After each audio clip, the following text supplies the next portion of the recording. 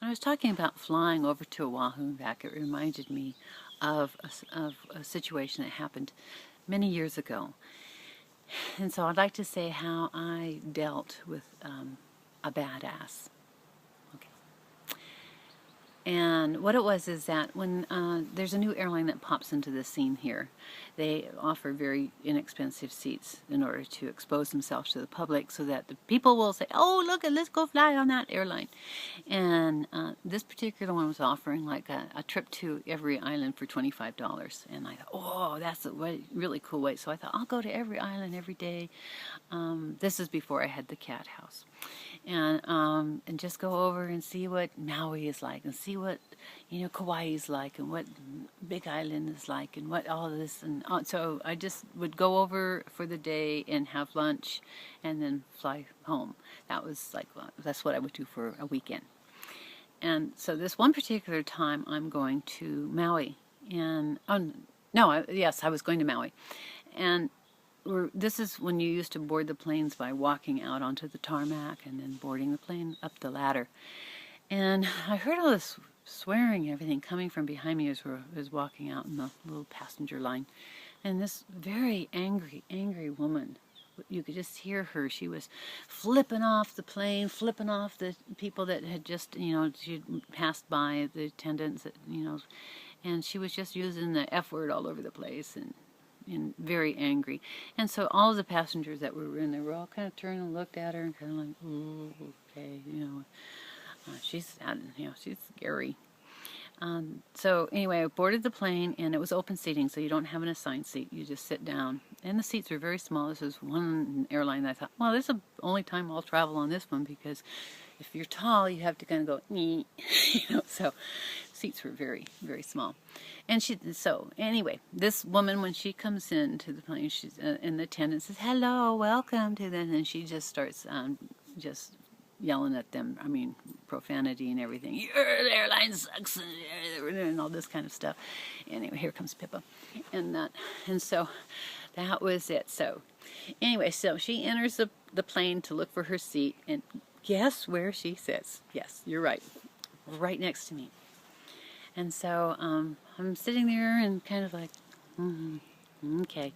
And I look at her, and she's quite a large, angry lady, and she had a lot of tattoos up and down her arms that weren't the pretty kind of tattoos, the flowers and that. It just was kind of angry tattoos. And so anyway, I'm there, and I'm going, okay, what do I do? What do I do? She's not going to be an easy one to talk with. And this is when I was really into studying the Tarot, so I just kind of pulled out my book and deck and was just kind of looking and trying to do some more meditation on it and that. And then it just came to me that what I needed to do was just send her love. Just send her love. And what I started doing was just breathing in peace and getting myself really grounded and centered in that. And then just breathing out love, and just taking that love and taking my shield and extending it to where it just was filled with love, and extending it to even, with her permission, to include her as far as her aura and that. And I did that for probably a good 5 minutes, just breathing in, and then I thought I'll just approach her from a very loving standpoint. So I just said to her, it looks like you're really having a hard day. If you'd like, I'd be willing to listen if you'd want to talk about it. And that from there, she just confided how horrible of a day it was, and how she had just been released from the hospital, that she had had knee surgery, and that the hospital had guaranteed her that she would be met with a wheelchair, and that she would be wheelchair assisted out to the plane. And when she arrived, there was nothing. And not only was there nothing, no one would even respond when she politely asked. And they just all were like, well, you'll just have to get out of the plane yourself. And so they were very unsympathetic for her situation. So she was putting her knee in a lot of jeopardy in its healing, but she was also, it created a lot of pain for her, and having no other way to vocalize, she just became enraged and took it out on everybody around her. She, you know, and once she explained all that, I went up, excused myself from the seat, and I told her, well, we'll make sure that's not going to happen when you arrive in Honolulu. So I went back and I talked to the flight attendant, and I said, this is the situation, and this is as a result of the different people that she's dealt with your airlines. That's what caused the whole problem, why she was so explosively angry when she got on board. And I said, and what you need to do now is you need to go talk to the pilot, whatever you do, to get a wheelchair there for her when she arrives, because that's what it's going to take. And there's not any excuse for having such poor customer service.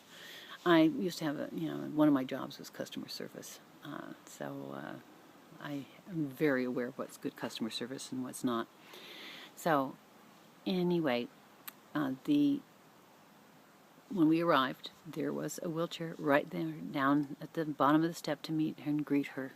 And I walked with her back through the terminal, and just talked about how she's, everything's going to be okay. She had somebody to pick her up. But the interesting thing is when we did our name exchange, and I said, my name is Catherine, but I go by Cat.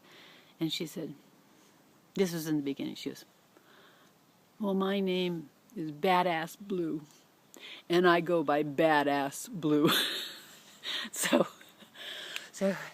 I just thought that was an interesting take on a name. Anyway, when we left, she stood up and we hugged each other. And to me, that's how I dealt with a badass. How do you deal with the badasses in your life?